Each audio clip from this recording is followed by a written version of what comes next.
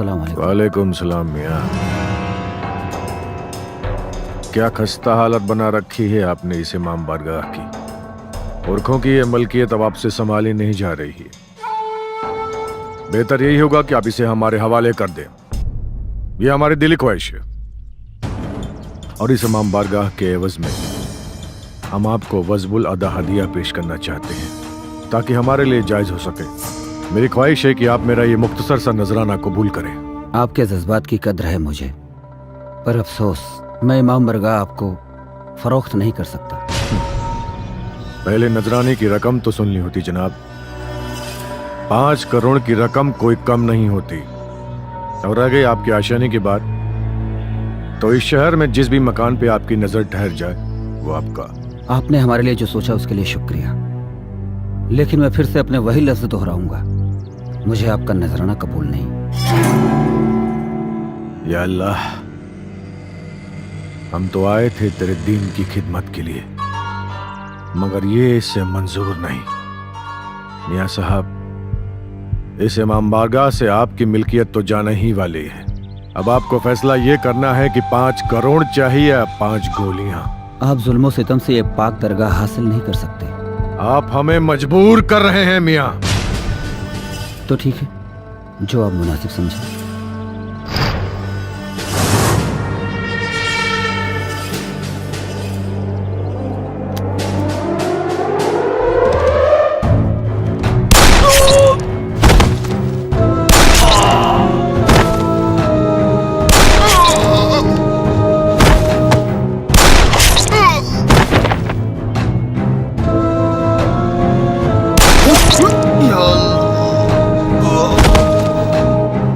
5 करोड़ इनके जनाजे पे खर्च कर देना, ताकि देखने वालों को पता चले किसी रईस से पाला पड़ा था।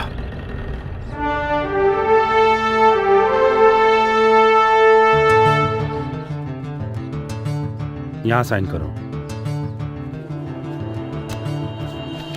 बहुत बहुत बधाई हो तुम्हें नई पोस्टिंग की। थैंक यू सर। सच्चाई और ईमानदारी से काम करना। जी सर। जाओ चेक पोस्ट संभालो। जी।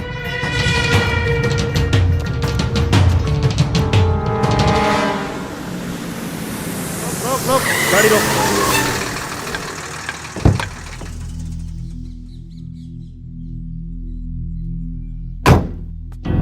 का सिपाही जी, का बात है? गाड़ी काहे रोकला है? चेक पोस्ट पे गाड़ी कहाँ है रुकेला? चेक करावा गाड़ी। हमार गाड़ी चेक हुई? हाँ दिखावा। कहाँ गाड़ी? जानवर जबा करे बदे जाता, तोरा का मतलब बा?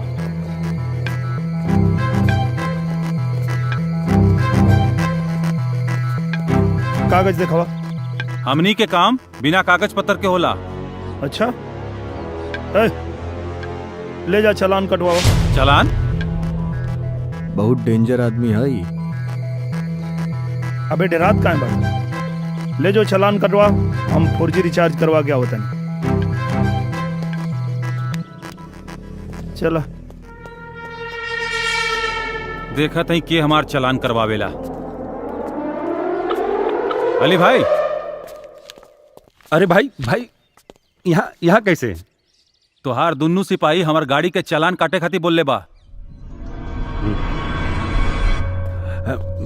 भाई नया ज्वाइनिंग है, आज ड्यूटी ज्वाइन कैले बा। हम समझा दे ओकरा के, रहुआ चिंता मत करी। ना ना, अब तक तोहरा चालान काटे ही के पड़ी।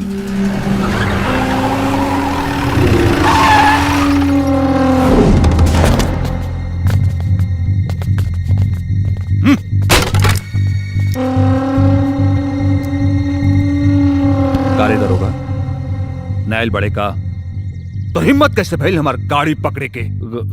गलती हो गई। चल चल माफी मांग।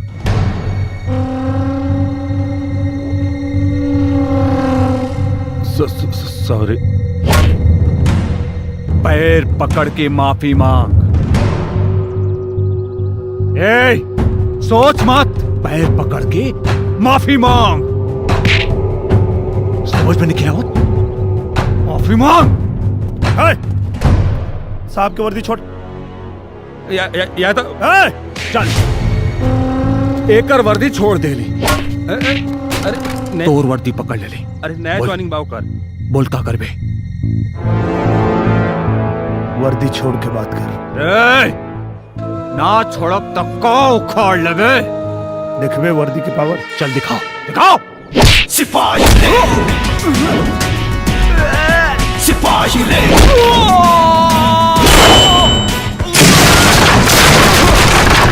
यादव पागल हो गए तुम? क्या कर रहे हो तुम? ड्यूटी कर रहा हूँ सर, ड्यूटी। अरे तुम्हें पता नहीं ये लोग कौन है? कोई भी हो, अरे वर्दी को हाथ नहीं लगाएगा कोई। अरे नौकरी जाएगी तुम्हारी। हर हौसला बुलंद हो, मरल जियल पसंद है, तूफान खाकी वर्दी में बाबू बन के बंद खून में आ जाए जो जुनून में, ऐसा तूफान खून में आ जाए जो जुनून में, तो दुश्मनों की कर दे तबाही। सिपाही रे,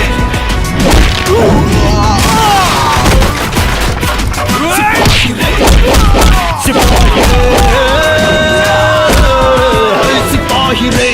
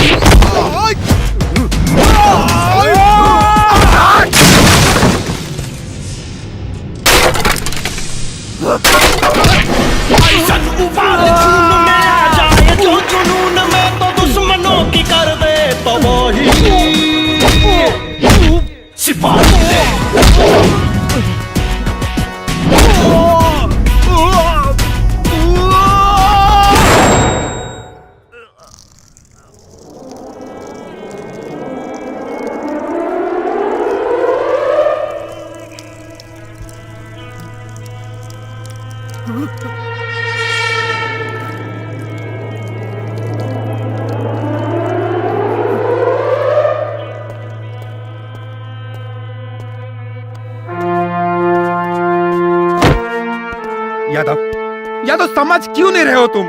छोड़ दे इसे। 1 मिनट सर, माफी मांग। माफी मांग। I am sorry. माफी मांग। सॉरी।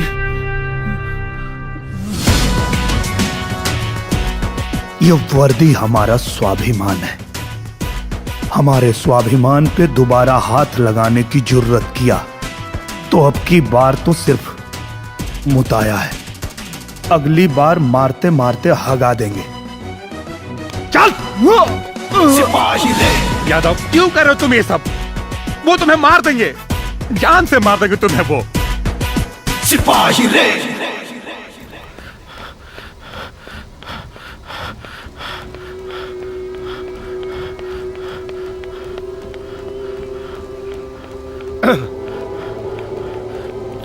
ओवर सेट नया नया रंग रूट रहे, ट्रांसफर होके आयल रहे नया नया, तोहरे बारे में जानत ना रहे, छोड़ देना चाहिए थी। चुप, एकदम चुप। एक लफ्ज ना एसपी, एक भी लफ्ज अगर निकल तो हर लफ्ज पे गोली चल जाए। खून सवार वो हमरा खोपड़ी पर। खुदा कसम, खुदा कसम, अगर हमारे बीच में शासन प्रशासन आयल तब पूरे प्रदेश में आग लग जाए। वो जवन वर्दी पहन के वदना सा सिपाही हमरे भाई के देह पे जवन जख्म देले बा, ओकर एक एक बूंद खून निकाल के वही के वर्दी पे हाथ पोछब। कारे का जरूरत रहल हो राक्षसन से दुश्मनी मोल लेवे के? हाँ? अरे जेकरा सामने जानवर तक के रूह कापेला, ओकरे सामने तोर कौन औकात रे? अरे माई, तू कैसन बात करता? ई वर्दी हम काहे खातिर पहले बानी? गुंडा बदमाश के रोकही खातिर ना। पगला गइल बड़ा तू। अरे जुग जमाना बदल गइल बा, हैं? गुंडन का राज चलता। अरे तो गुंडन के राज ना चले, यही खातिर वर्दी पहले बानी। वाह बेटा, भले तोर परिवार मुसीबत में फंस जाओ, हैं? हमरे परिवार के क्यों आंख दिखाई? हमरे परिवार के तरफ क्यों आंख उठा के देखी, ओकर आंख निकाल ले। अच्छा, के आंख निकल बे? के आंख निकल बे रहता है? सारे लोगों के साथ जाके खड़ा हो जाइए, तोरा संगे केहू ना आई। अच्छा खासा ड्यूटी करत रहे एसपी के कुकुर कटले रहा जो निहाई ना यमराज के मुंह में। अरे माई तू काहे ने खुद समझा? चुप, तोर मतारी है, हमरा के मत समझाओ। अरे समझा ना, पहले एसपी साहब के फोन लगावा।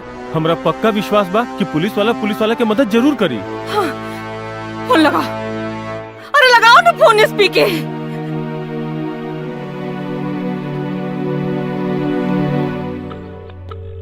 जय हिंद सर। जैन यादव, कहाँ बाड़ा तू? सर हम अपने घर पे बानी सर। सर ये सब कहा होता सर?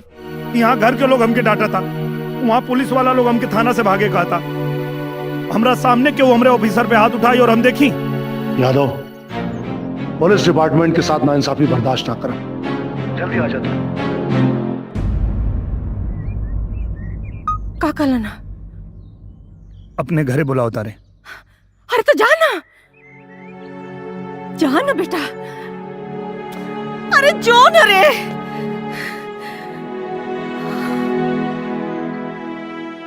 जय भगवान जी, अब एसपी साहब के यहाँ गए ना, कुल ठीक हो जाए। जय हिंद सर। जय हिंद। सर मेरी कोई गलती नहीं है सर, मेरे सामने वो मेरे ऑफिसर पे हाथ उठा रहा था इसलिए मैंने उसको मारा सर। और फिर मेरे विभाग वाले मेरा साथ देने के बजाय मुझे भागने की सलाह दे रहे हैं सर। मुझे तो कुछ समझ में नहीं आ रहा सर।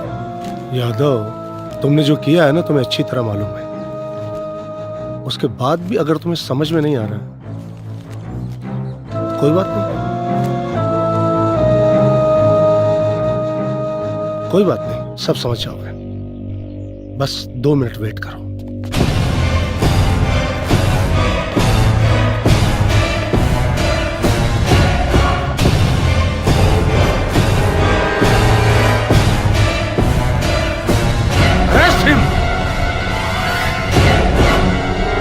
अरे यार तू लोग तो भरोसा कर हमरे ऊपर। यादव, हमने के वहीं ड्यूटी पे बानी जा। साहब के आदेश से बढ़ के कुछ नहीं खे। हाथ ऊपर। यादव, तुम्हार खेल खत्म। सर समझाई ना ये लोग के। ले जाओ इसे। सर हमारी बात सुनी सर, हम कोनो गलती नहीं की गई सर। अरे आप पुलिस वाला हो के वो पुलिस वाला के साथ नहीं की थे सर। आपको अपने सिपाही पे भरोसा नहीं सर।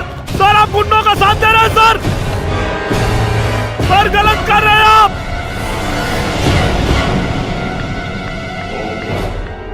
भैया वो यादव था ना? अमरपाली, अब वो इनोसेंट कांस्टेबल यादव नहीं रहा, वो देशद्रोही ये टेररिस्टों से मिला हुआ है।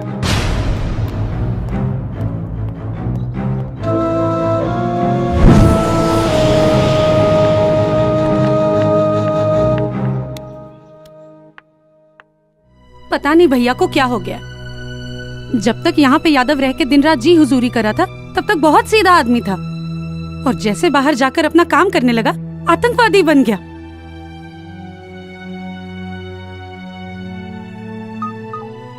अब मिल गई हैं आप तो बस इतना कहूंगा कि इस प्यार को इज्जत मिले, कुछ ऐसा करूंगा। I love you. I love you two.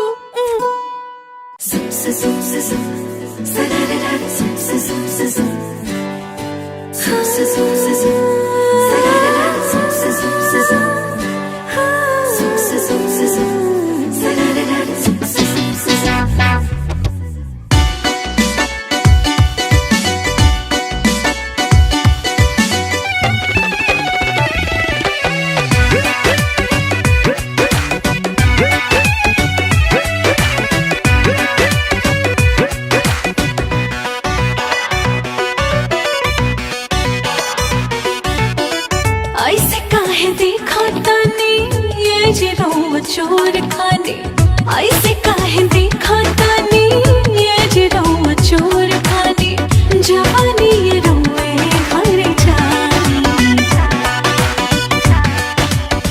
दिलवा में होला कुदा कुदिया, देख के ही दुधिया गोराई गोराई।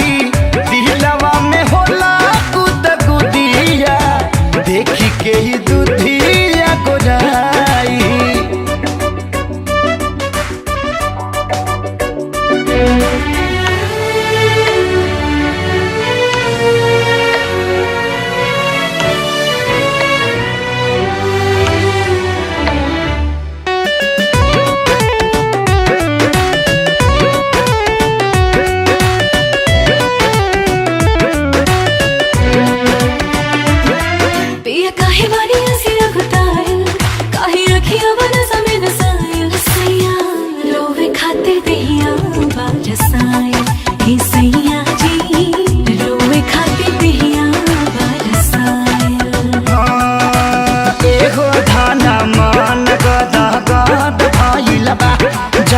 चढ़ाली जवानी तोहर माध भइल बा।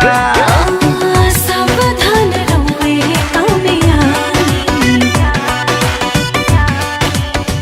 सगरो हेराइल हमारी बुद्धिया देखी के ही दुधिया गोराई गोराई दिलवा में होला कुदा कुदिया देखी के ही दुधिया गोराई।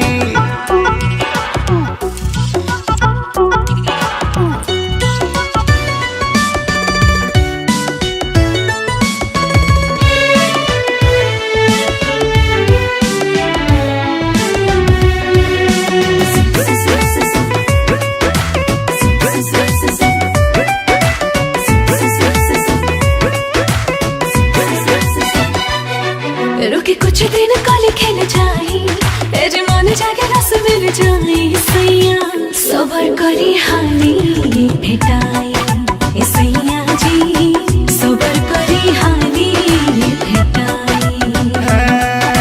छागल छुना चुनिया छना कगइल बा ए हो जान हमर जिया रसना कगइल बा।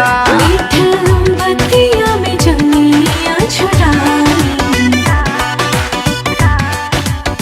मनया जब भइल पूरा कुदिया देख के ही दुधिया गोराई गोराई दिलवा में होला कुदा कुदिया देख के ही दुधिया गोराई।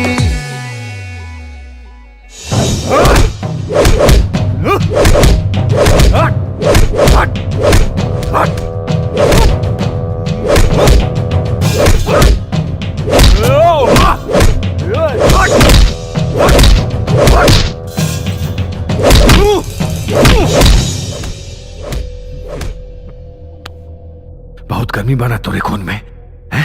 कुल गर्मी आज मूत बन के निकली है? बब्बर सेठ ये एगो सिपाही के शरीर है, कितनो मरबे खाली खून निकली। मोतेला तोरे जैसन मौगा वो 4 लाठी में। अरे मारे के मारे के तब तक मार जब तक कि मूत न दे। मार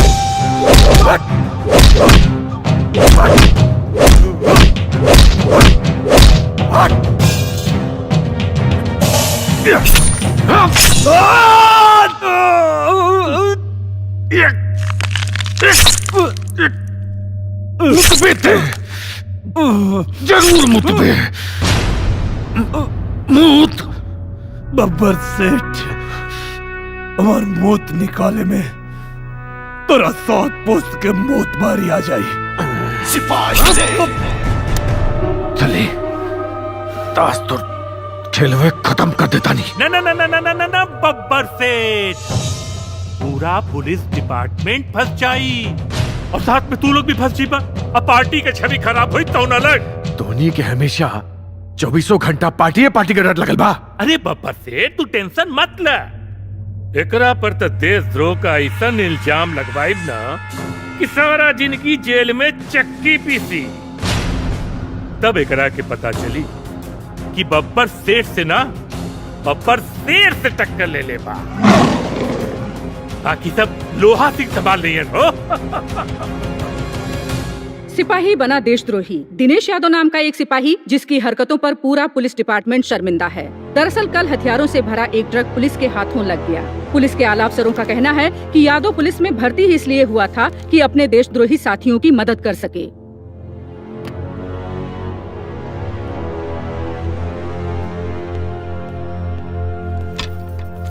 भैया ये सब क्या हो रहा है?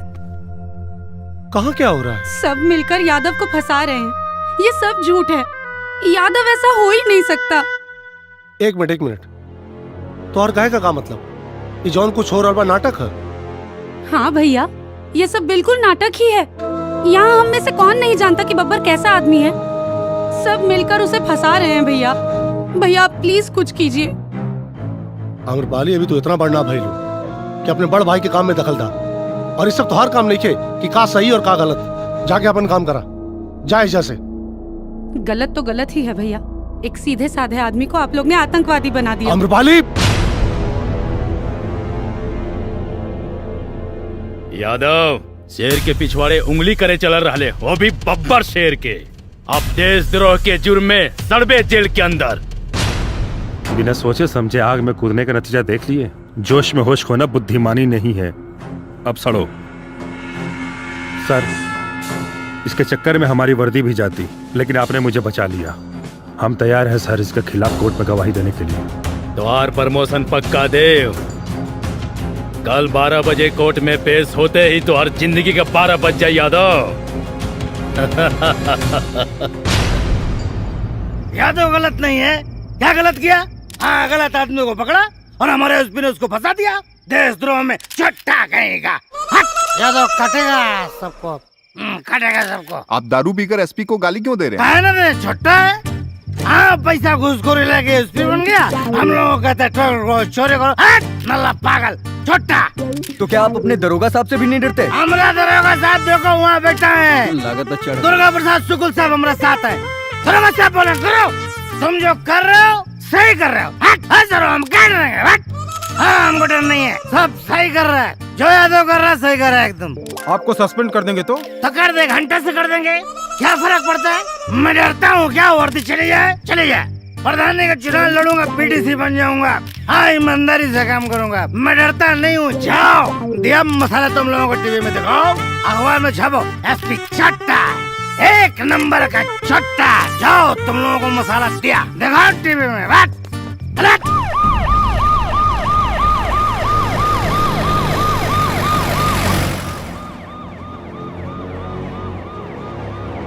कहा हो यादव, अबे तक अकड़ गई ना तोर? हाँ, बोले रहनी, ईमानदारी के चक्कर में मत पड़। ए हवलदार, बनाओ सुरती जरा। आ यादव को भी खिलाओ। हाँ, जल्दी कर भैया। ये क्या मसल रहा है बे? बराबर मसल। जैसे सुरती मसल रहा है ना, इसको भी मसलना है अभी। समझ गया? अच्छी। चुप। अच्छी। अरे अच्छी। अच्छी।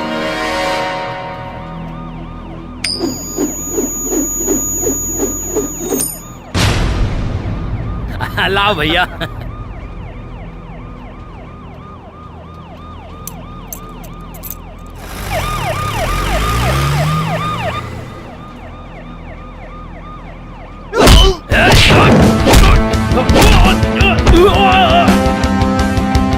चल गाड़ी चला, चल।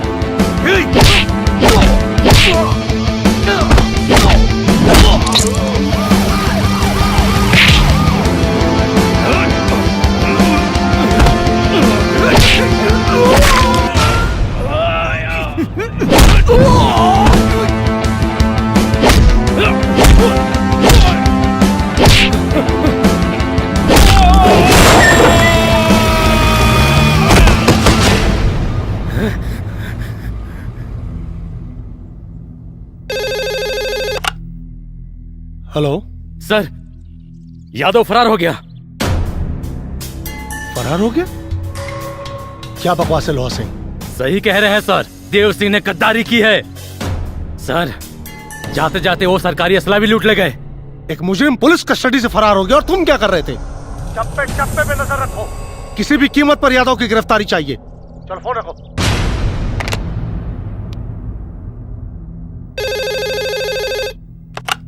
जा रे। अरे धिक्कार बात तोहनी की जिंदगी पर।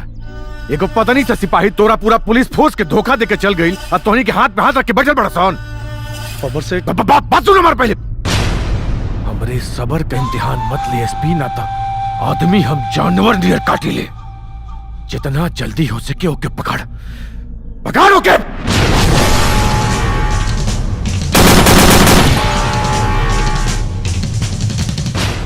अरे खुलवा तो बहुत जरूरी है प्लीज। क्या बात हो? अरे साहब बहुत जरूरी है, तनी एसपी साहब से मिलवा दा। बोल देली ना, एसपी साहब नहीं क्या मिली हन, तारा सस्पेंड अरे करे वाले ना। सस्पेंड तो कैले हम, लेकिन एक बार मिलल बहुत जरूरी है प्लीज। ना ना जा भैया तू जा। साहब चल हटा। है मिठाई भैया तनी कुछ करवा ना ना कुछ ना होई। जय भगवान।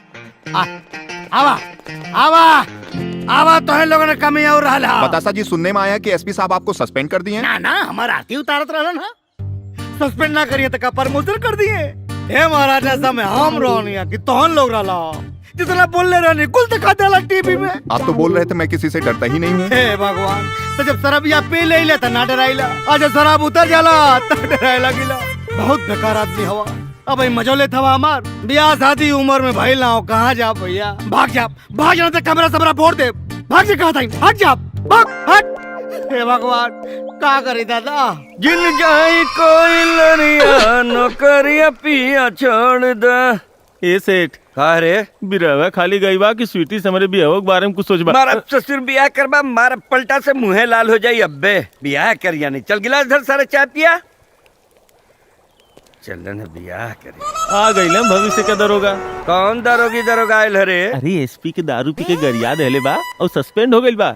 अभी केतनो कुछ मांगी दी है मत। अरे सरवा पहलों को 2500 बाकी लगेले बा देबे ना केलस बे। दी है मत कुछ। सेठ जय हिंद। अपन जय हिंद अपने लगे रखा, निकल यहाँ से तो। बड़ा गुस्सा में लगा तारा।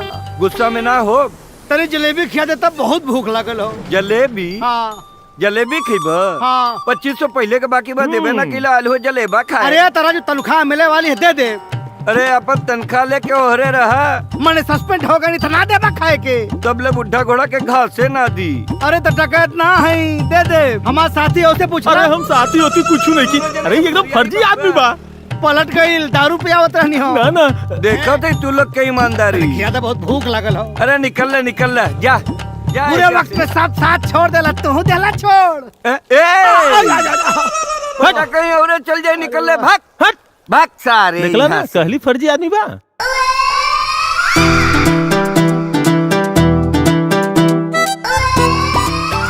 हम हैं स्वीटी और हमरा के अपन दिलबर के इंतजार बा।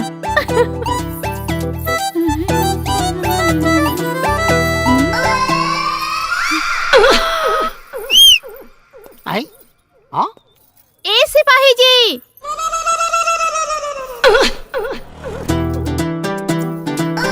हम अच्छा घर से आई। यो घर से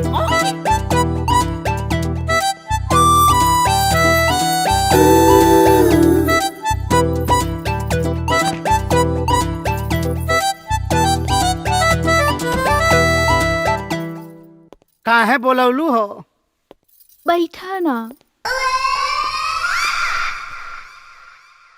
हम तो तोहरे जैसन जवान गबरू मरद ढूंढत रहनी। का इंटरव्यू देला हा? एसपी के तो पूरा फाड़ देला। अरे का फाड़ देली हो? दारू के नशा में कुछ गरिया देनी है। दारू? तू दारू भी पिएला? आई तो के दारू पसंद है का? अरे मायू हो। अच्छा तो बतावा कि अब क्या करे कहो? का करे के हा? हम ना तो पे फिदा हो गए हैं। और ना हमरा के तो से मोहब्बत हो गई बा। भूखे पेट मोहब्बत होला का? सूखे संड घूमतानी खाए के है ना जलेबी तक गुप्तवा ना देले सो। अच्छा हाँ, बिना पैसा रुपया के मोहब्बत ना होला।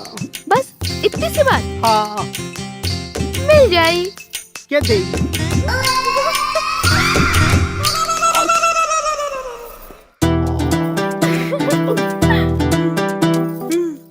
अरे भाई हो इतना पैसा? अच्छा सुनो, सबसे पहले अपन ये हुलिया चेंज करा। अच्छा। और आज से तार एक ही काम बा। हमके प्यार करेके। प्यार? पहले कपड़ा खरीदम, फिर बनी हुआ पैसा देम, फिर जलेबी खाओ, ठीक बा? अच्छा ठीक बा, ओके बाय बाय। अरे प्यार के करी।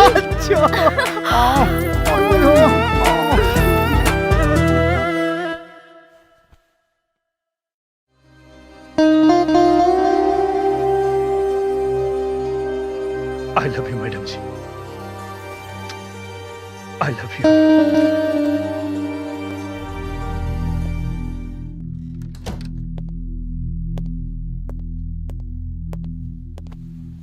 यादव, तुम यहाँ? चिंता मत करी मैडम जी, हम यहाँ आपके कोनो नुकसान पहुंचावे नहीं खेल,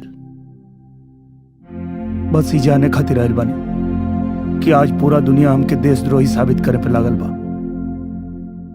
का रउआ भी हमके देशद्रोही समझता नहीं? बिल्कुल नहीं यादव, तुम पहले भी मेरे लिए हीरो थे, हो और जीवन भर रहोगे। थैंक यू मैडम जी। यादव, मैंने तुम्हें एक मैसेज भेजा था। हाँ मैडम जी, हम वो जवाब देवे की कोशिश कैले रहनी, लेकिन ओकरा पहले ही सब महाभारत हो गई। पर मुझे तुम्हारा जवाब मिल गया।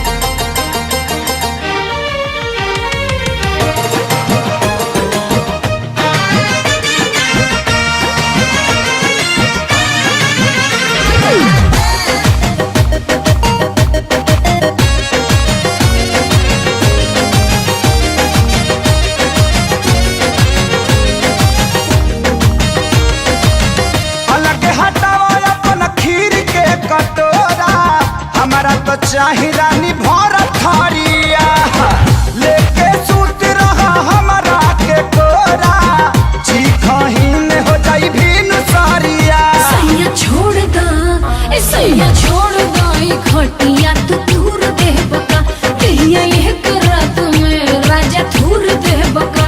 काल लाल पहिला काट के हो काल लाल पहिला काट के ई रहे गोरे गोरे खाला खाला ए सुगना, खाला खाला ए सुगना, कटोरे कटोरे खाला खाला ए सुगना, कटोरे कटोरे खाला खाला ए सुगना।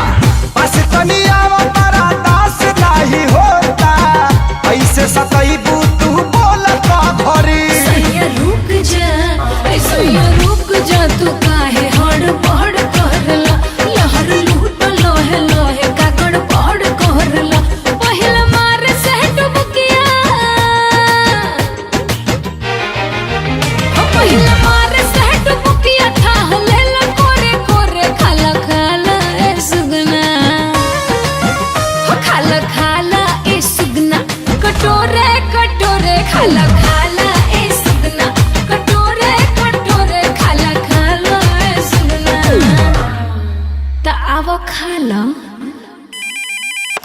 हेलो। हाँ लोहा सिंह, मैं बोल रहा हूँ। जय हिंद सर। जय हिंद। लोहा सिंह यादव जितना खतरनाक बब्बर सेठ के लिए है उतना ही हमारे लिए भी है। राइट सर, इस बार छोड़ेंगे नहीं, देखते हैं कितना भागता है। हाँ, पर एक बात का ख्याल रखना कि यादव तुम? सर, यादव आपके घर पे? हाँ। सर मैं अभी फोर्स लेके आ रहा हूँ। ओके। डरी मत, हमके पता बा हमरे वर्दी के दागदार बनावे में बब्बर के साथ आपके हाथ है, लेकिन हम आपके माफ कर देने। वो एक खातिर ना कि आप हमारे सर हैं, एक खातिर काहे कि आप हमार होखे वाला सार हैं। क्या बकवास है? दिमाग खराब हो गया तुम्हारा। दिमाग एकदम सही है, यही से आपसे विनती करत हनी, लड़ाई में आप हमारे साथ हो जाएं और दुनिया के बता दी कि हम एगो भगोड़ा ना, ईमानदार और मर्द सिपाही हैं। तुम्हें क्या लगता है यादव, तुम एक बार भाग क्या गए क्रांतिकारी हो गए? फोर्स आ रही है, बच नहीं पाओगे। जब तक बब्बर और तोहरा जैसन लोग के असलियत जनता के सामने ना ले आई, तब तक हमके पकड़ल तो दूर, छू भी ना पाएगा। नजर घुमा के देख लो यादव, तुम गिर चुके हो अभिमन्यु की तरह। सरेंडर कर दो, नहीं तो मारे जाओगे। जब तक हमारा मिशन पूरा ना हो, हमके मारे में यमराज के भी पसीना छूट जाए। एक बात और, ई कलयुग है और कलयुग के अभिमन्यु के ही पता है कि चक्रव्यूह कैसे तोड़ल जाला। ये क्या बेवकूफी है? पागल हो गए हो तुम लोग? मारे जाओगे तुम लोग भी इसकी तरह। सर, हम रउआ से कम पढ़ा लिखल जरूर बानी, पर ईमानदारी और बेईमानी में फर्क मालूम बा हमरा के। हम सब यादव के साथ बानी। ए, सबके हुआ अपन गन फेंक दा, ना तो साहब का खोपड़िया खोल दे बेचे। रॉन्ग, बहुत गलत कर रहे हो तुम लोग। देखो मैं फिर समझा रहा हूँ तुम लोगों को, सब के सब मारे जाओगे। सिपाही रे, सिपाही रे, सिपाही रे। गाड़ी तक छोड़े ना चलवा एसपी साहब।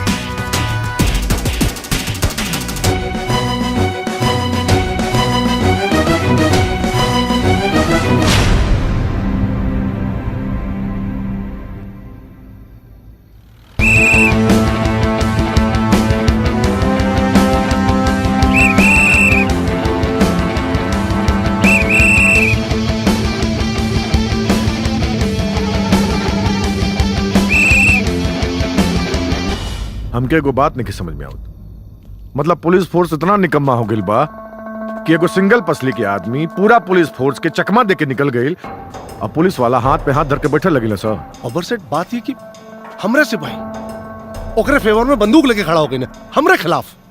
अब समझ में नहीं क्या, अचानक धोखा हो गई। एक मिनट कहीं तू लोग बिरादरी तो नहीं खेला? अरे ना, अगर तू लोगों से नहीं खेल हो तो हमसे बता दे, हम अपने आदमी के काम पे लगा दे। और अगर हमारा आदमी काम पे लग जी है नु तो शहर में हुई कत्लेआम और शहर के लॉ एंड ऑर्डर लग जाए दक्षिण। बब्बर सेठ हमार बात सुना, ऐसा कुछ करे का जरूरत नहीं खे। जगह जगह नाकेबंदी कर दियल गई बा, पुलिस चप्पा पर तैनात बा, यादव बच के भाग न पाई। देखा, अगर कानून व्यवस्था के कुछ हुई तो हमरे मंत्री पद पर आ जाये, हमरे पर आ जाए का मतलब आप पर आ जाए। ऐसा कुछ मत करे एसपी साहब, बताई ना। बस एक और मौका, एक और मौका दे, यादव जिंदा या मुर्दा आपके सामने हुई। ठीक बा, आखिरी मौका गवैला लग तो ओकरे बाद मिली सजा। और बब्बर सेठ के सजा का मतलब मौत। यादव, कुछ ऐसी बातें हैं जो मैंने तुम्हें नहीं बताई। मैं नहीं चाहता था कि तुम कोई गलत कदम उठाओ। यादव, समझ रहे हो तुम मैं क्या कह रहा हूं? भाई कब है? यहां कहां बैठली? कहां बस भैया? फौजी मीना, हे माई का भाई बोलना कहां बा सब लोग? खत्म हो गए। का खत्म हो गई? सब खत्म हो गए।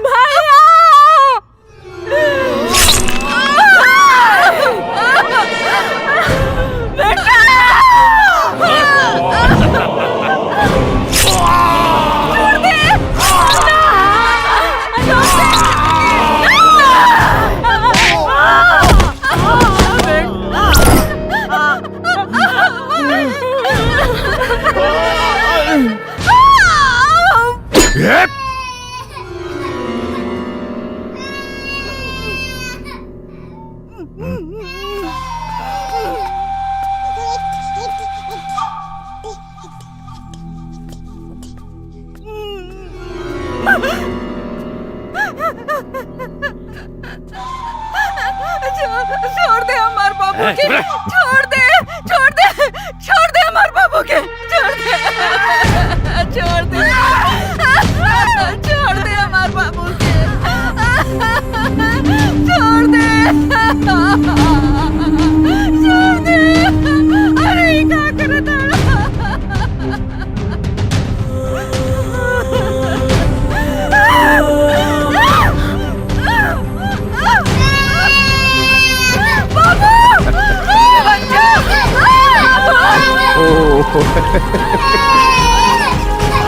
क्या करे छोड़ दे हरामी।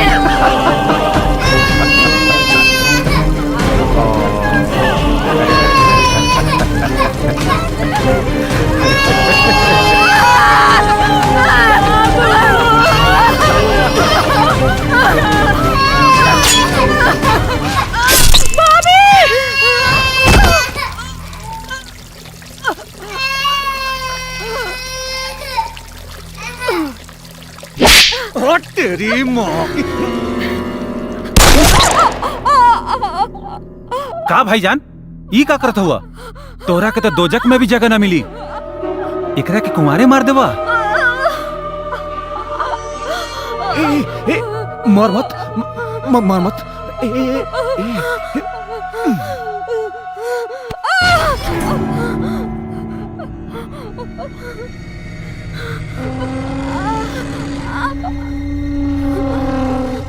तो के पता बा तू दुनिया का पहला हसीना हो बे जी मरत मरत भी जवानी का मजा चख के मरबे।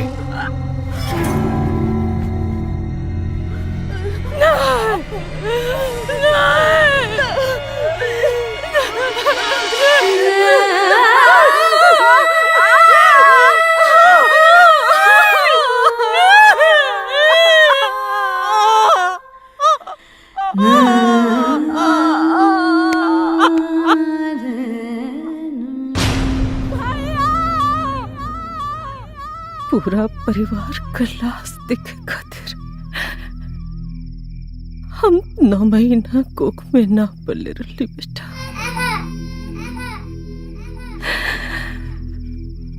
अब जिहाद एगो सिपाही नियन और मुरियाद एगो सिपाही नियन।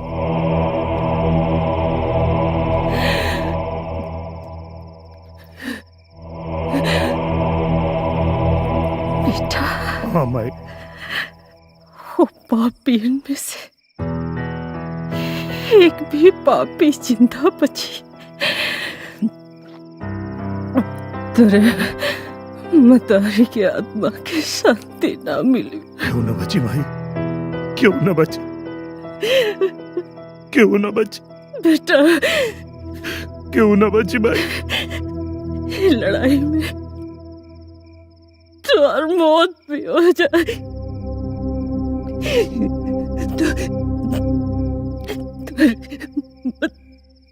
मतारी की तुमको तकलीफ ना हो।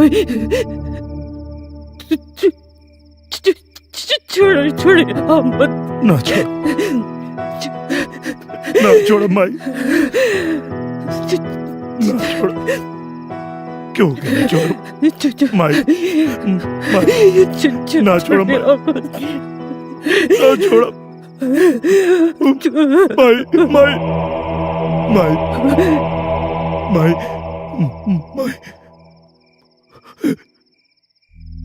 माई, माई, माई, ए माई, ए माई, माई, सब छोड़ के चल गए, तू छोड़ के मत जा भाई, तू छोड़ के मत जा भाई, मत जा भाई।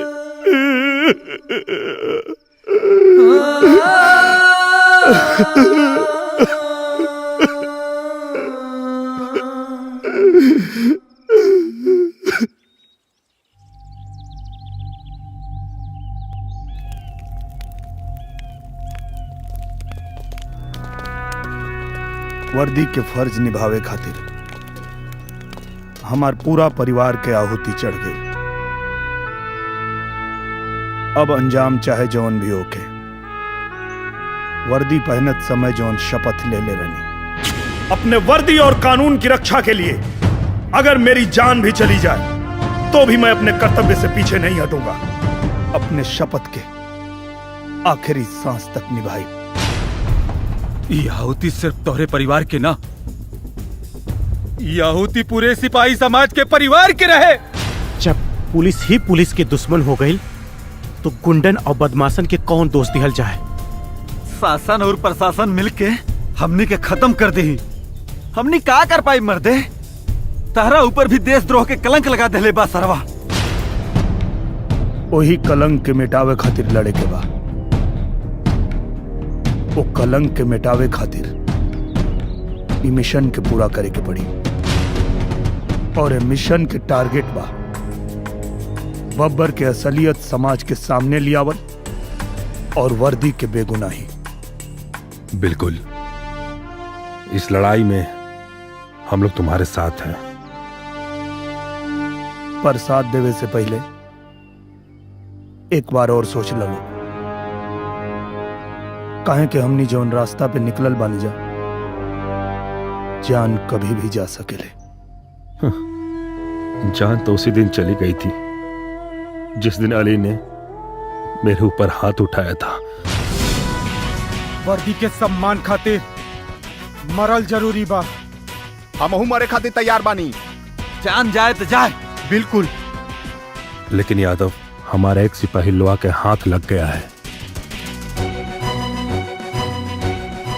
तब मिशन के पहला टारगेट हुई लोहा से।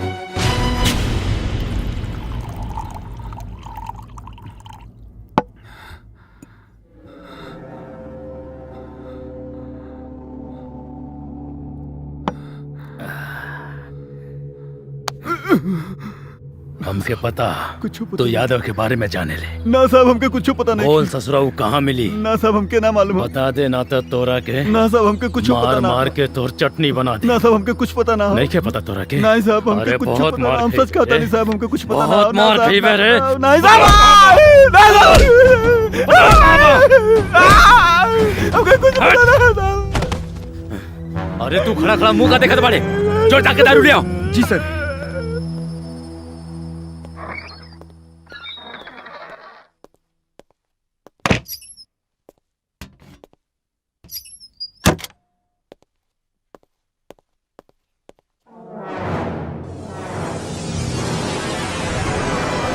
अरे बाप रे, यादव सर, हमका कुछ ना पता सर। यादव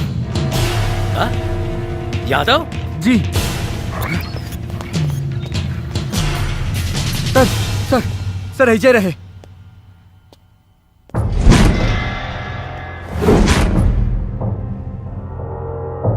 ससुरा दारू हम पीले बानी और नशा तोरा को।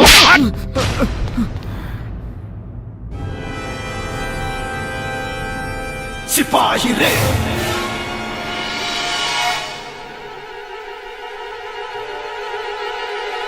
सिपाही रे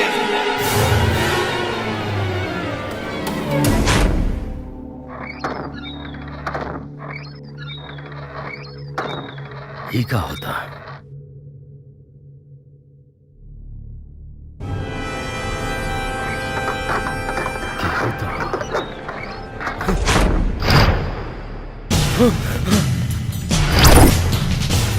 तू हमरा के खोजता रे और हम तोरा के।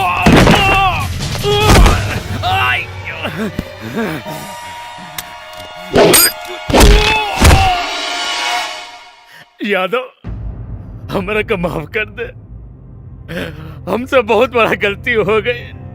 कैसे माफ कर दी?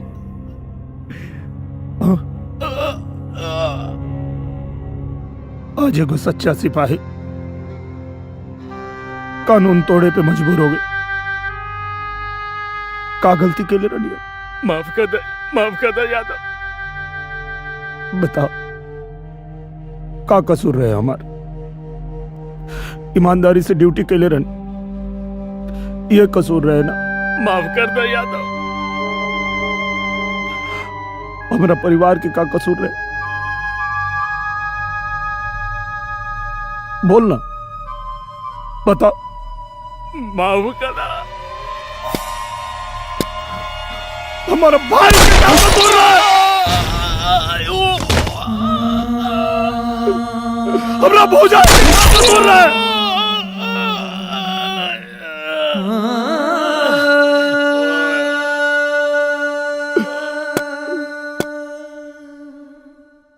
हमार मासूम भतीजा के का कसूर रहे? हमार बहन के का कसूर रहे? हमार माई के का कसूर रहे?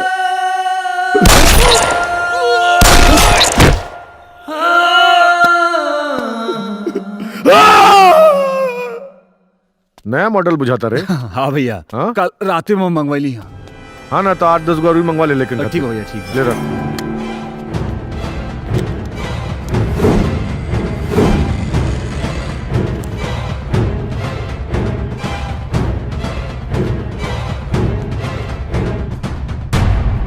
बब्बर सेठ, 15 अगस्त से पहले तोरा तंग खत्म करके जनता के सामने कुत्ता के मौत ना मर ली तो हमरा नाम के कुत्ता पोस ली है। तेरी मोह की हट।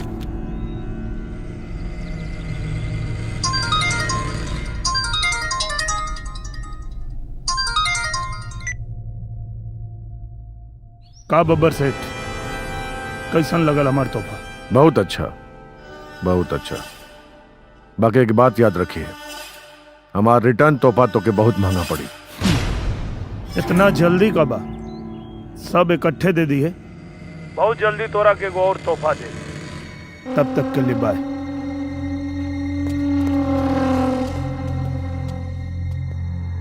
Oh my God, oh my God.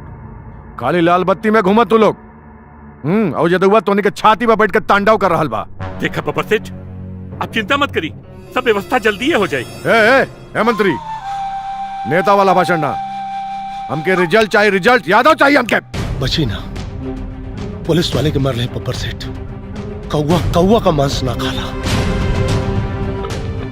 Hello, हाँ एसपी संजय पांडे, जितना जल्दी हो सके बब्बर सेठ के घर पे पहुंचा फोर्स के साथ। एम्बुलेंस लेके आवा, लोहा सिंह का मर्डर हो गई बा। जल्दी आ, फास्ट।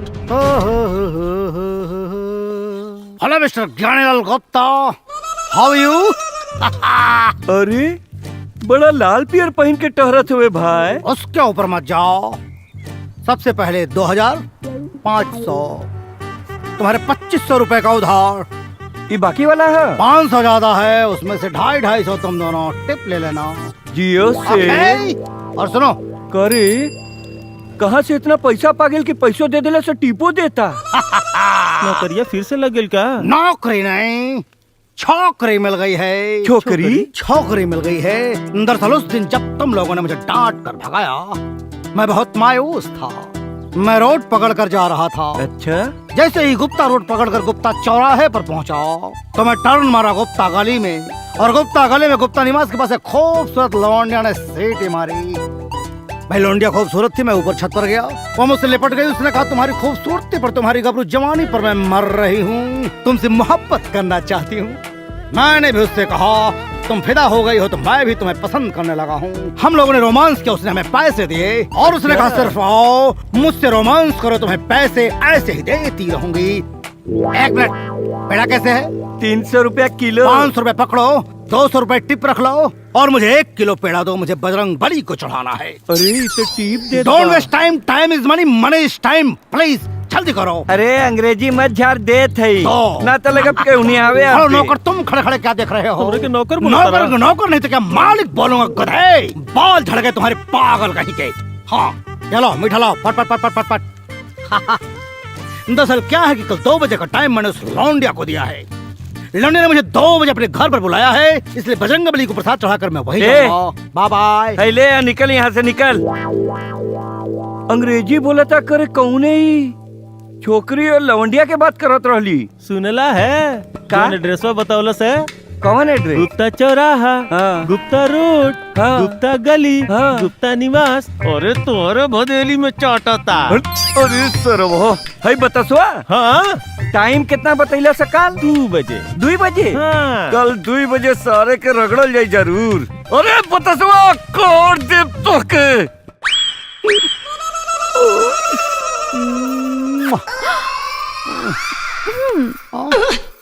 का स्वीट का भइल?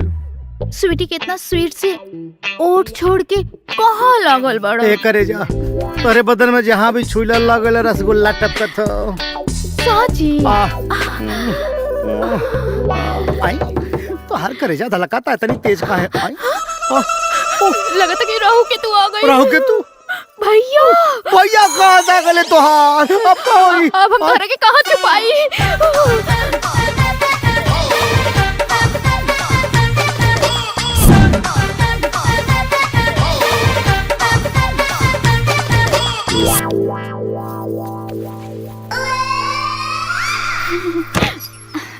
दरवाजा खोले में इतना टाइम? भैया के रहल? केहू ना भैया? नहीं, कोनो मर्द के आवाज आवत रहल। मर्द? वो तो हम गाना गावत रही। गाना गावत रहलू? मर्द के आवाज में गाना गावत रहलू? भैया तू हम पे अपन स्वीटी पे शक करे ना? हाँ, बिल्कुल। अच्छा तो जा ढूंढ ला के मर्द बा।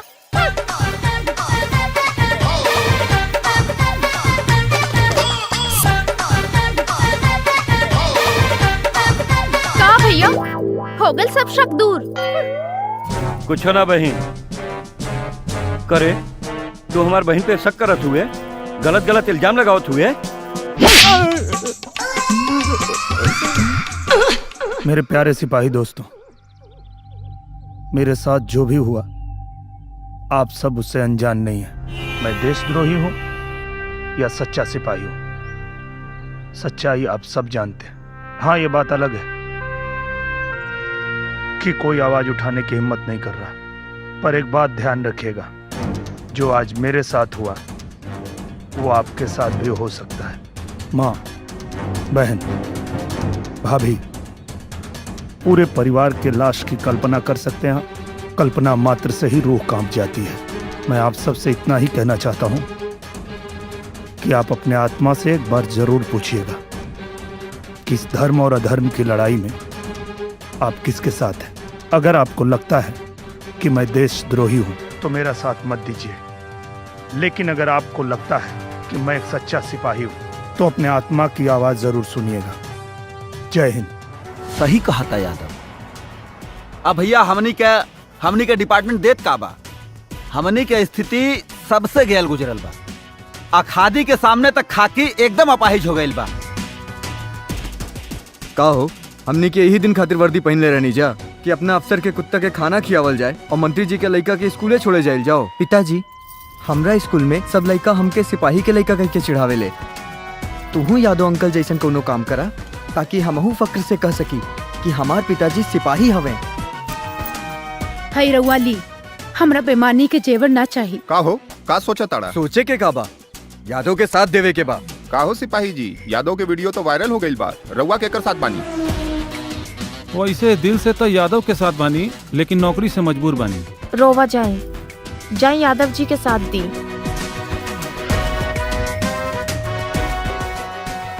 जाए यादव जी जैसन इज्जत कमाई। शूटिंग कर चल रहलन, ले गल न वीडियो। अरे बिना सोचे समझे काम करे का कौन जरूरत रहे? हो गल न मुराद पूरी। अरे ऐसे तो हम परेशान हो गए बानी। एक दिमाग में नहीं काम करता। कुल खून के गर्मी कपार पे चढ़ गई भाई करे। मन करता निकाल के चप्पल मारी जा चप्पल भाई। अब भैया का करी, हमारा का पता रही यादव। चुप। अब का करे के बताओ लोग। जेल जाए के पड़ी हैं?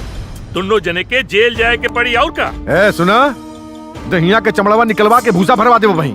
हाँ, भूसा भरवा दे। जानवर काटत रहले ना, आदमी कटबा। अब इतना मुश्किल से तुहार इमेज समाज में बनैले है। जेल न जेबे तो क्या करबा है? देखा एक बात बता दे, हम लोगन के सत्ता बा, हम लोग हई, तब पे तू बचल हुआ। हम लोग गईली ना तो चल जेबा। समझाई आप। मंत्री जी सही कहता रहे, जनता भड़क चुकल बा। ध्यान भटकावे खातिर जेल जाए जरूरी है। जब मामला शांत हो जाए रउआ लोग बाहर आ जाए, हम संभाल ले। रउआ लोग जाए। आओ जद हुआ हीरो बन के घूमत आता। अरे हीरो के जीरो बनावे में तो हमार पीएचडी बा। एसटीएफ का गठन हो रहा बा। एनकाउंटर में इतना छितरा हुई ना कर कि पतो न चली कहाँ चल गई। रउआ लोग जाए। जेल चल जाए, जेल चल जाए। इस सुविधा छोड़ के जेल चल जाए। अरे महाराज, ये हवेली राउर घर है तो जेल समझ ली ससुराल बा। और राउर वहाँ सुरक्षा और सुख सुविधा खातिर आपन आदमी जेलर बा ना। टेंशन मत ली, चल जाए। ठीक बा, जेल हम चल जाए, लेकिन ज्यादा दिन ना रुकब। अगला जुम्मा के हमरा अम्मी के बरसिया फातिहा तो उनके मजारे पे पढ़ब। इससे पहले वो यादव खत्म होकर के चाहिए। मेरी बात मान जाओ। तुम समझ क्यों नहीं रहे हो? मैं तुम्हारे बिना जी नहीं सकती हूँ। बब्बर और अली दोनों को जेल हो चुकी है। अब तो तुम लोग सरेंडर कर दो। मैंने भैया को फोन पर बात करते हुए सुना, एसटीएफ और कमांडो वाले आ रहे हैं। अगर तुम लोगों ने सरेंडर नहीं किया तो सब मारे जाओगे। एसटीएफ और कमांडो भी एक सिपाही होते हैं, और जब तक मैं अपने आप को बेगुनाह साबित नहीं करूंगा कोई मुझे रोक नहीं सकता। आपको क्या लगता है अगर मैंने सरेंडर कर दिया तो ये लोग मुझे छोड़ देंगे? नहीं, मीडिया, शासन, प्रशासन सब उनके लोग हैं, और हमें सरेंडर करने का मौका नहीं दिया जाएगा। भून देंगे वो लोग हमें।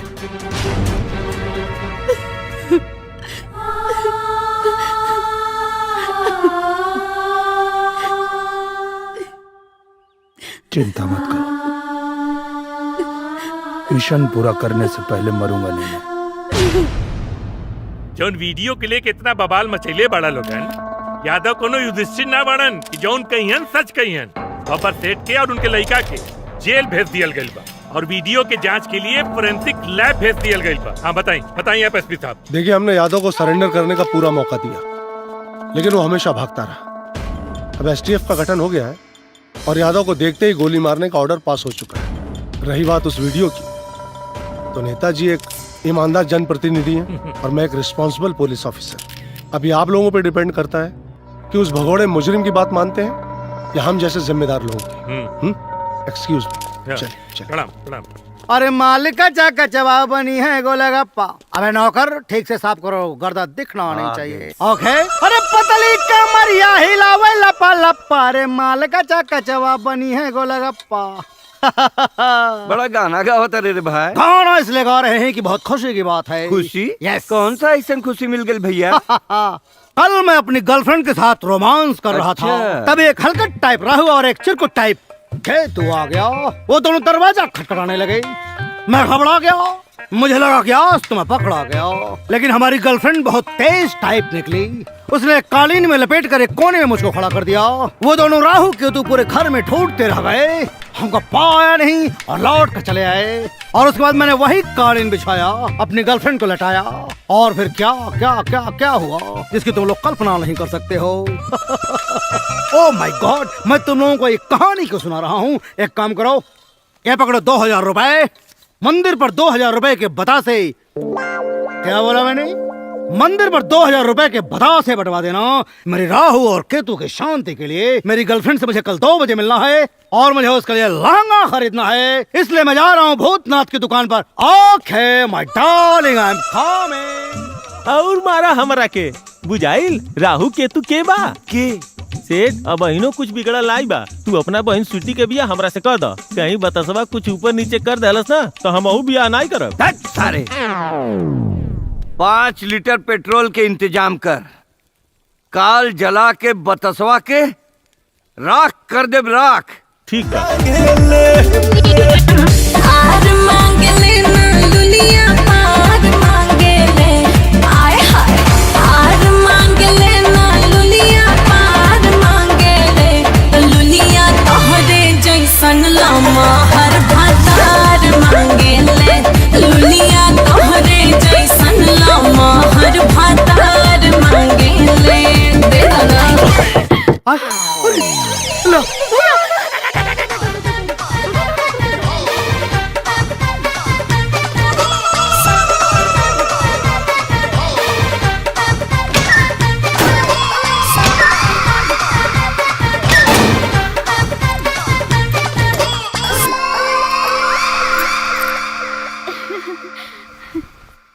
भैया।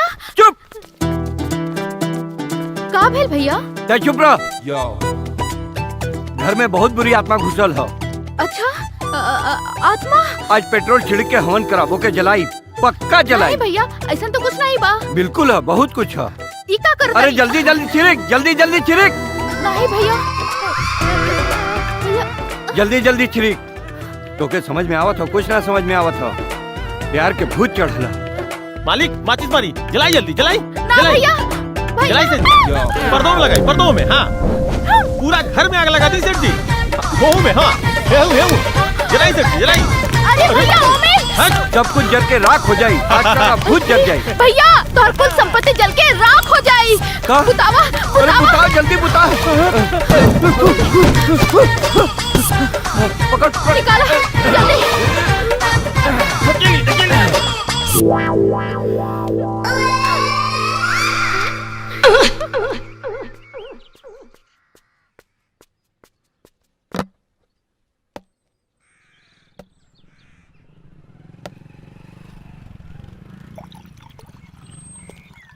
Yo.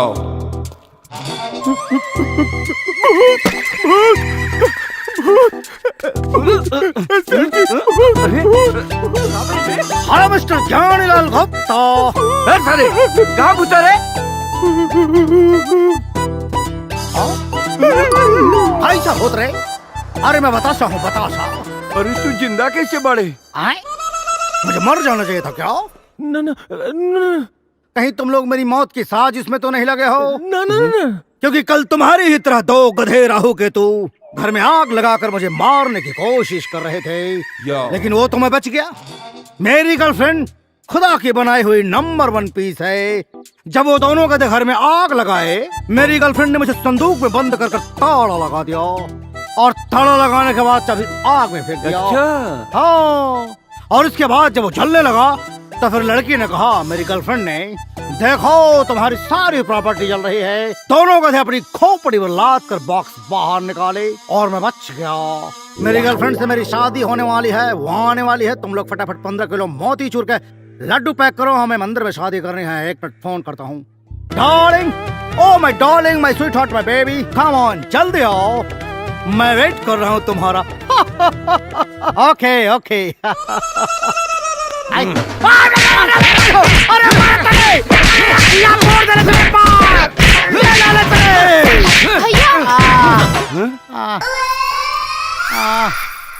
भैया स्वीटी मत मारा इनके। ए स्वीटी। हाँ अरे भाई तेरी बत्ती जला था, कुछ लौकात नहीं खे। बत्ती बत्ती भुलाए गए तुम्हार अंग्रेजी, अब सीख गईला भोजपुरी तू। सीख गए नहीं बाबू। है ना? अरे मेरी भाई हो ए स्वीटी, ए बचा ला हमके मार डरे कुलो। का हाल बना देले बा, छोड़ दे भैया इनके। कहे छोड़ दी?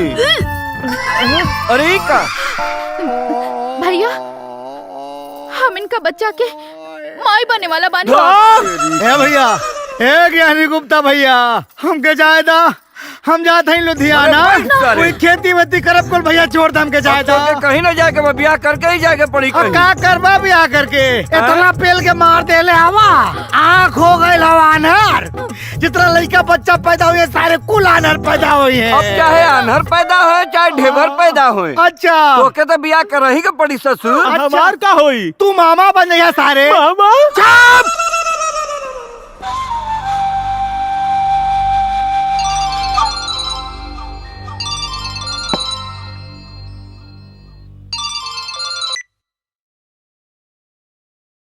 भाई कई लेकिन आगल बाड़ी, काल उन्हन के दुबई भेजे के बा।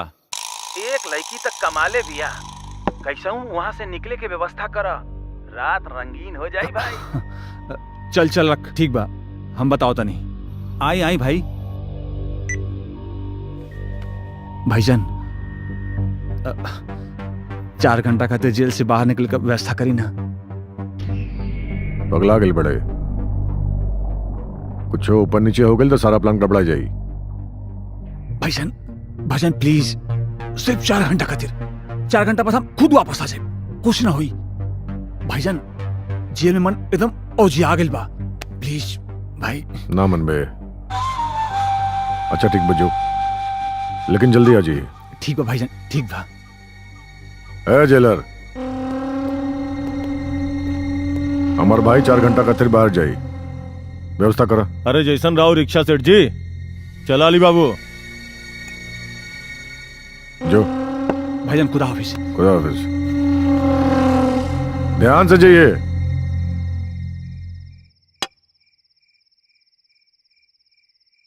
तू कल चली जाएगी तो मैं क्या करूँगा?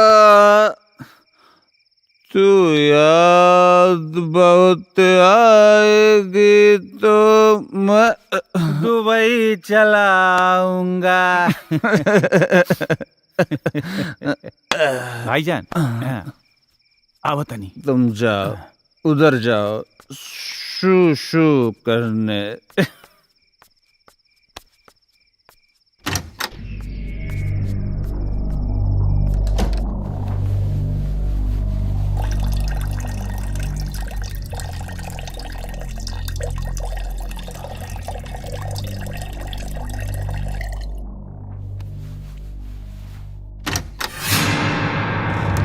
सिपाही ले, सिपाही ले। हमरा भतीजा के पानी में डुबैले रहले ना थे, आज तोरा के तोरे मौत में डुबाए, ताकि तोर आत्मा घिना के तो शरीर छोड़ दे।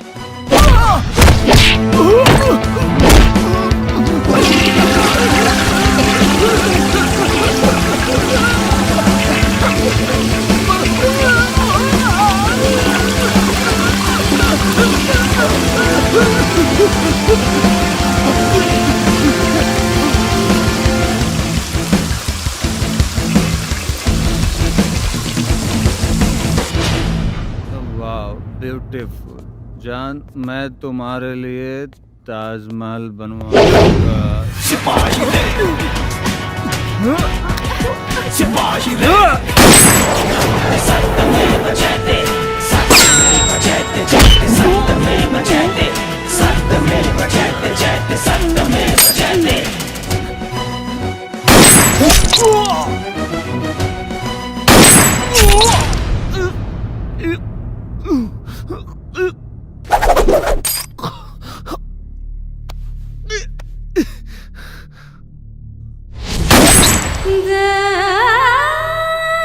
मार मत, मार मत, मरिए मत। मरे से पहले तोरा के नपुंसक बनाई ताकि गलती से भी धरती पे दोबारा जन्म लेबे तो नपुंसक बन के पैदा होबे।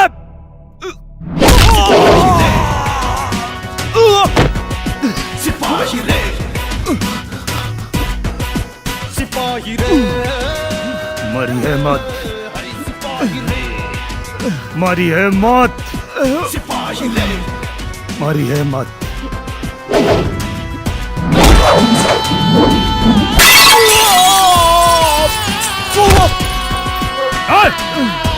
उठ, उठ, तानी मार मत, मार मत।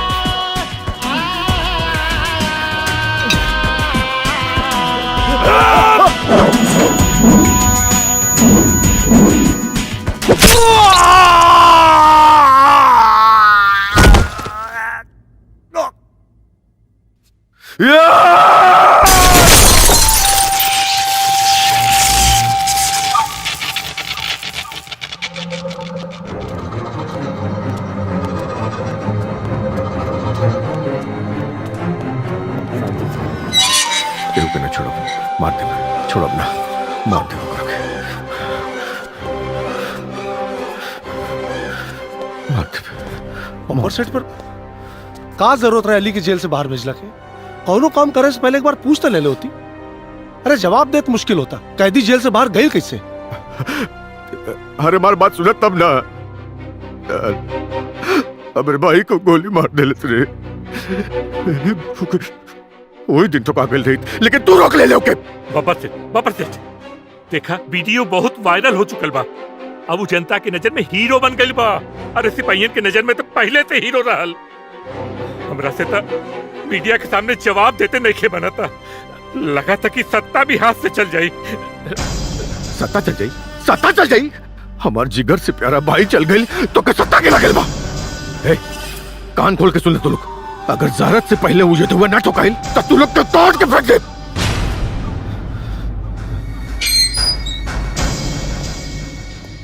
हाँ बोल। रउआ से कुछ बात करे के रहल। हाँ बोल।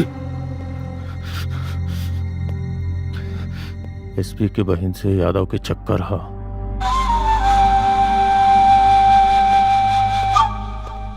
करे गद्दार, नमो खराम, तोरे बहन का चक्कर बाऊ यादव से और तू हमें आज तक न बतौले। हम खुद शर्म से डूब गए बानी। यादव के खून से हमारी इज्जत वापस आई। अरे एक नंबर के बेवकूफ बाड़ू तू, एक नंबर के बेवकूफ। ये बात पहले ही बता दिले होते, बिल्कुल करे कन्नू बता ना। एक काम कर, जो जाके अपना बहन से कहा कि तू ऐसे ब्याह कर खाते तैयार बड़े। वो कुछ के बारे उजे जाई और उजे ठोका जाई। अरे लेकिन साथ में हमारी बहन भी तो रही, वो मर जाए। अरे बेवकूफ, बहन पहले निकली और बाद में ठुकाई। जो जितना एक्टिंग करे मैं कर। ए मंत्री, सुन, एक बहन जाई उसे मिली। हमार 100 गो हथियार बंद आने पुलिस बन के जाइए। पुलिस पर भरोसा नहीं किया हमके। वो जैसे निकली ठोक दोगे। और एसपी की बहन का क्या हुई? कुर्बानी खाली हमार भाई हुए दे।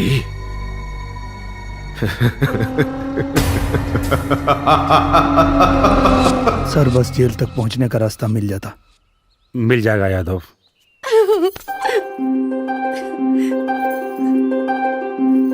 का बात बा? बहुत खुश लगा तारू। बात ही इतनी खुशी की है, भैया को अपनी गलती का एहसास हो गया है और वो हमारी शादी के लिए राजी हो गए हैं।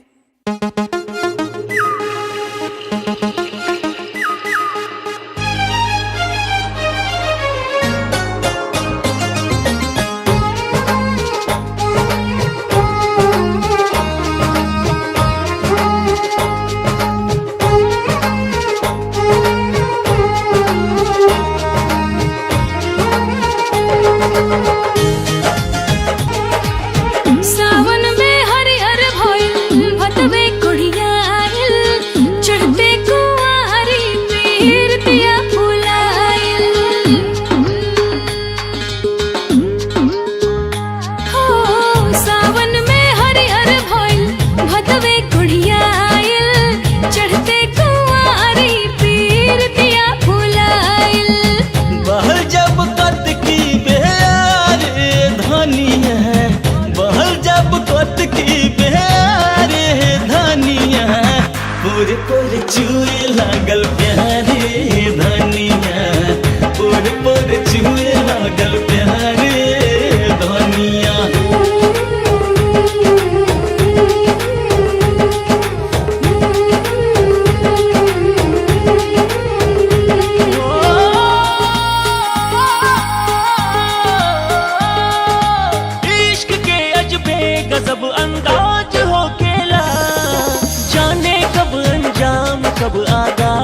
होखेला इश्क के अलगे अपन रिवाज होखेला।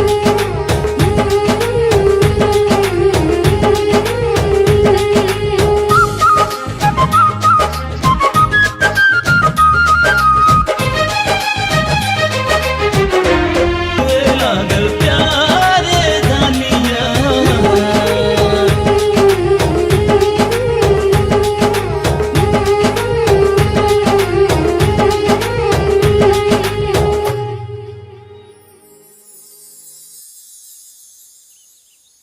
तोरे भैया पे कैसे भरोसा करें? कर लो भरोसा। भैया ने तो ये तक कहा है कि वो कोर्ट में तुम्हारी तरफ से बयान देंगे।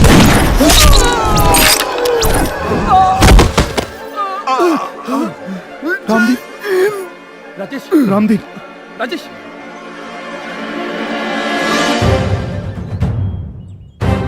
चारों तरफ से घेर लो।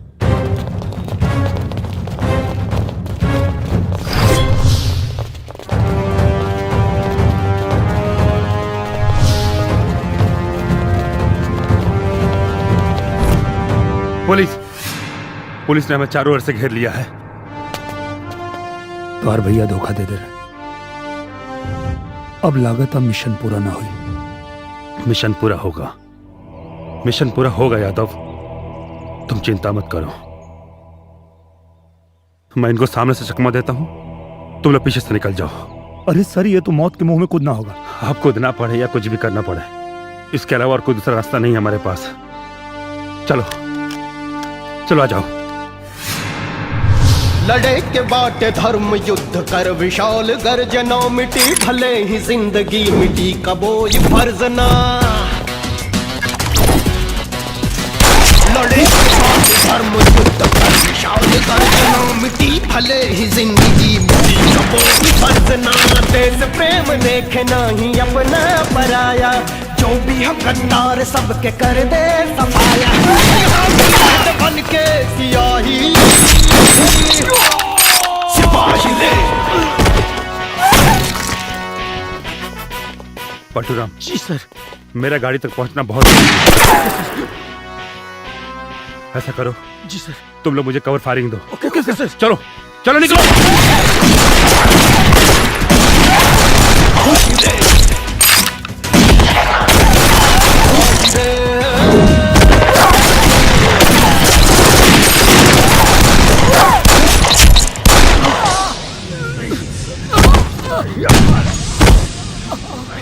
कदवारू, पलटू, जय साहब। जय।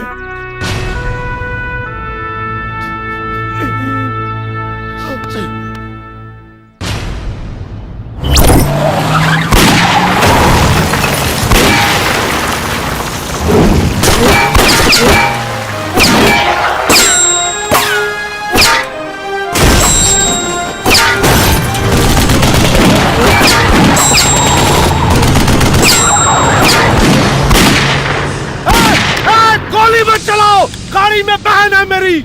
ए, बब्बर सेठ ने कहा है सबको उड़ा दो। पागल हो गया बब्बर सेठ। चलो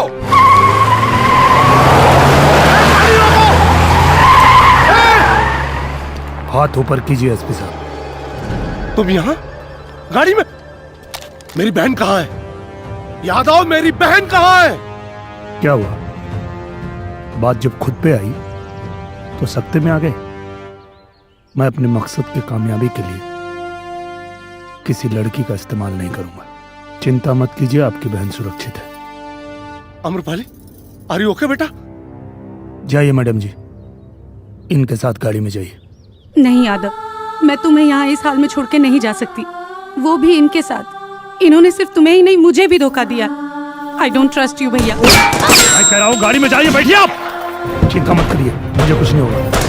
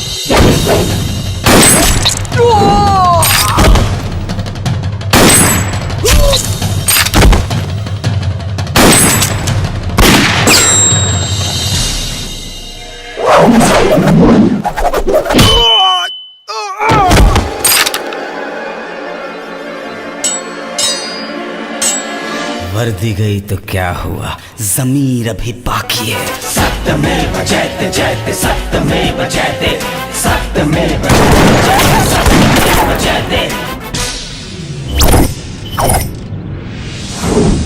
सिपाही रे, सिपाही रे,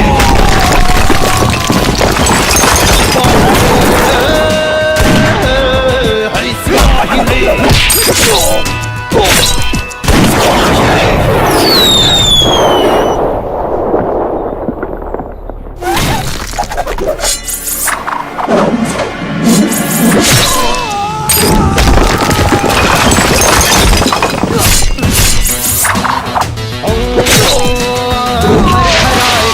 भीजे शेर ईद दे, पलक झपकते दुष्ट जन के खेल सब बिगाड़ दे।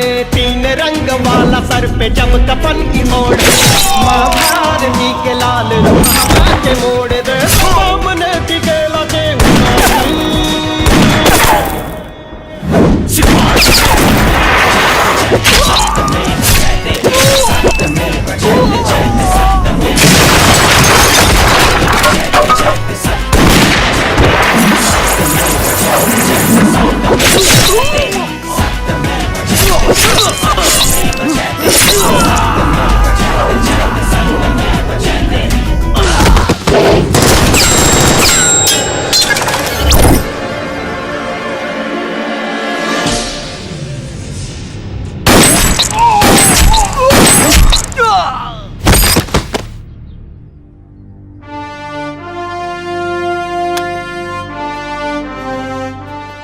Amrapali, now you can trust me. Yadav, गलती तो हुई है मुझसे, बहुत बड़ी गलती हुई है, और अगर गलती मुझसे हुई है तो इसका प्रायश्चित भी मैं ही करूंगा।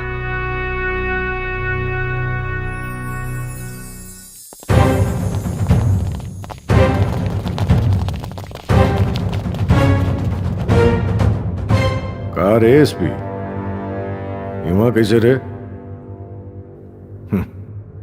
भौंके आयल बड़े, भौंक भौंक। भौंके ना, काटे आयल बनी। सिपाही रे, सिपाही रे,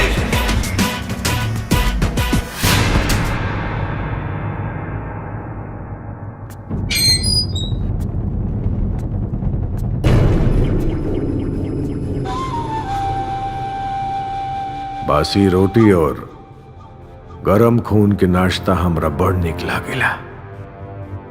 कसम खुदा की यादव, तो एजा के हमार नाश्ता बन गईले। तोरा के नाश्ता नसीब होई कि ना इतने के पता, लेकिन आज कुत्तन के भर पेट भोजन जरूर मिली।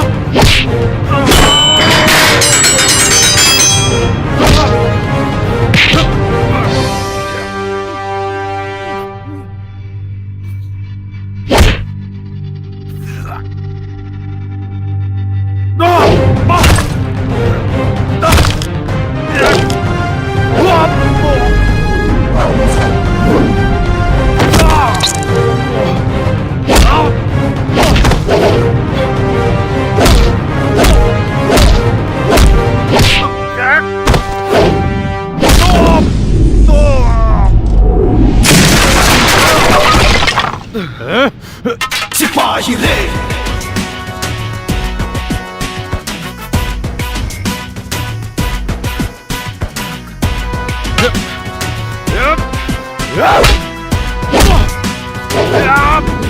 सिपाही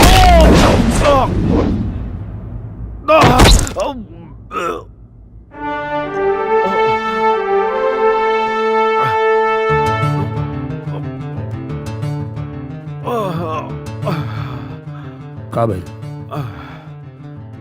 नाश्ता ना करबे?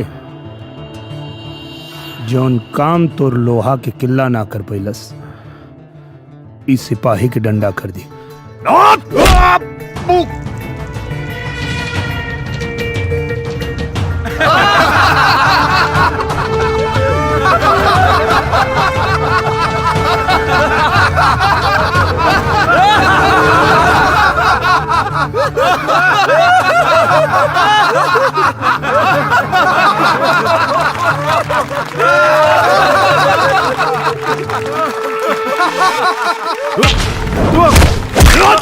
देख आ गई ले देश के कर्णधार अपने ईमान धर्म के तोरा पास गिरवी रख के यहाँ आइल बाणे आजादी के जश्न मनावे।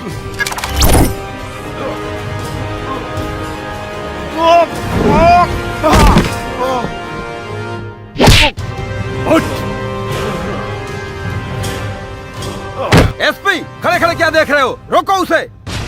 नहीं सर, आज यादव को कोई नहीं रोक सकता। ये एक सिपाही की लड़ाई है, उसे लड़ने दीजिए। एसपी तुम अपने फर्ज के साथ गद्दारी कर रहे हो। आज पहली बार तो ईमानदारी कर रहा हूं सर, अब तक तो गद्दारी ही की है। You are suspended. कल जाती है आज चली जाए सर, नौकरी की किसको परवाह है। यादव अपने आप को सरेंडर कर दो वरना मारे जाओगे। मरता मोई दिन गई रानी जो नादिनी कुत्ता एगो सिपाही के वर्दी के जूता के नीचे रोत दिले रहे। देखा देखा यादव, सजा देले कानून के काम होला, आम आदमी के ना। कौना कानून के बात करता नहीं आप? हाँ? कौना कानून के बात करता नहीं आप? जो ना कानून के आप जैसा नेता मंत्री ए बब्बर जैसन देशद्रोही से मिलके अपना घर के नौकर बना दे ले बा।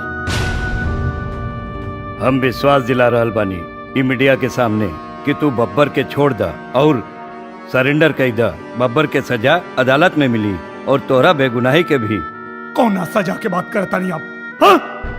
कौना सजा के बात करता रहा? कौना जेल में रखबा? ये जेल में जो ना जेल में ही दारू शराब पियता वो एयर कंडीशन रूम में तोनी लोग के मेहरबानी से। सच पूछा बब्बर जैसन देशद्रोहियन खातिर जेल कोनो 5 स्टार होटल से कम ना। और तोरा जानकारी खातिर इहो बता देता नहीं कि जेल में हजारों अपराधी ऐसा हमें जो जेल के अंदर से कोनो न कोनो नेता मंत्री खातिर काम करेंगे। सैकड़ों अपराधी ऐसा हमें जो जेल में रह के अपन कारोबार चलावे ले। और कुछ सम्माननीय अपराधी ऐसा भी हमें जो जेल के अंदर से चुनाव लड़े ले और जीत भी जाले। और कुछ पूजनीय अपराधी ऐसा भी हमें जो जेल के अंदर से सरकार चलावे ले। तोहार कहे का मतलब इस देश में कानून नाम के कोनो चीजें नहीं खे। अरे इस देश में प्रजातंत्र हो और नेता ही देश का मार्गदर्शक होला। दुर्भाग्य बा हमारे देश के जनता के जो तोनी जैसे नेता के हाथ में देश के बागडोर सौंप लेवा। झूठा वादा करके विधायक सांसद बनला के बाद तोनी के टारगेट का होला? करोड़ों की गाड़ी, 5-10 बंगला, ये 5 साल के लक्ष्य होला ना तोनी के। जो जनता तोनी के चुन के भेज लेवा कबो बिना सिक्योरिटी के वही जनता के बीच में जाके देखा। अगर चमड़ी न नोच ले तकैया। एक बात बतावा, प्रदेश एकदम सुरक्षित बा, कानून व्यवस्था एकदम सही बा, केकरा दम पे बोले लो? ये पुलिस डिपार्टमेंट के बल पे। वही पुलिस डिपार्टमेंट के एगो सिपाही के का तकलीफ बा कबो जाने की कोशिश कैला? तोनी के तनख्वाह मिलेला लाख रुपया बिना टीडीएस कट ले और हमनी के 20,000 वो टीडीएस काट के। सरकारी बस, रेलवे, सब जगह तोनी लोग के फ्री सेवा। तो हर लड़का पढ़ी है कन्वेंट में और हमारा लड़का सरकारी स्कूल में। तोनी खातिर एगो सिपाही के औकात का। सिपाही देश का असली हीरो होता है। अच्छा, तेगो ईमानदार सिपाही से अपने बेटी के ब्याह करवा। काबिल, चुप कहे हो गए लोग। ओकरा खातिर तो तू लोग IAS PCS कोनो नेता मंत्री के खानदान ढूंढेला लोग। अरे सच बात तई है कि तोनी लोग के नजर में एगो सिपाही के औकात नौकर से ज्यादा नहीं खाए, लेकिन हमनी के वर्दी तोहरा बेटा के स्कूल छोड़े खातिर नहीं खे पहन ले। तोहरा घर में पार्टी हुई तो वहां मेहमान के स्वागत करे खातिर नहीं खे पहन ले। आज बताई हम कि एगो सिपाही के औकात का होला। देखा यादव, तोरा से एके गो बिनती बा, तू बब्बर जैसन अपराधी के मार के गुनाह मत कर। आज तई गुनाह करब ही गुनाह, काहे कि अगर आज हम भी गुनाह ना करब तो ये हरामी पता ना और कितना गुनाह करी, पता ना और कितना परिवार के बर्बाद करी। आज तो हम ही गुनाह कर, काहे कि उतनी दूर नहीं खे जब एक जैसन कतली ई देश चलई है, और ही हम ओके ना दे हिंदुस्तान के कतली ना चलई है। यादव,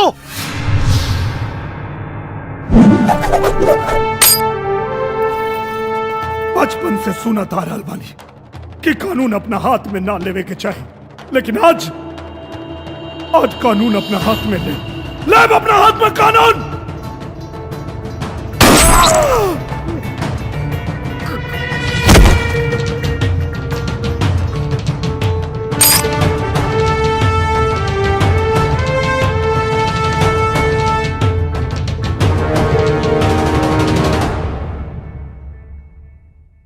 भारत माता की जय। सिपाही सत्यमेव जयते जयते सत्यमेव जयते सिपाही सत्यमेव जयते जयते सत्यमेव जयते सिपाही जयते जयते सत्यमेव जयते सिपाही सत्यमेव जयते जयते सत्यमेव जयते।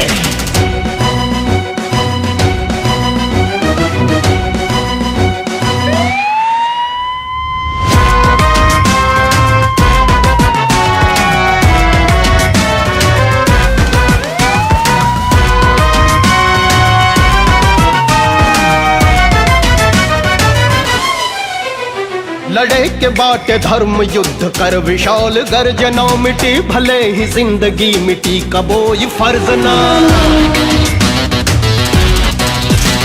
लड़े के बाटे धर्म युद्ध कर विशाल गर्जना, मिटी भले ही जिंदगी मिटी कबोई फर्ज ना। देश प्रेम देखे नहीं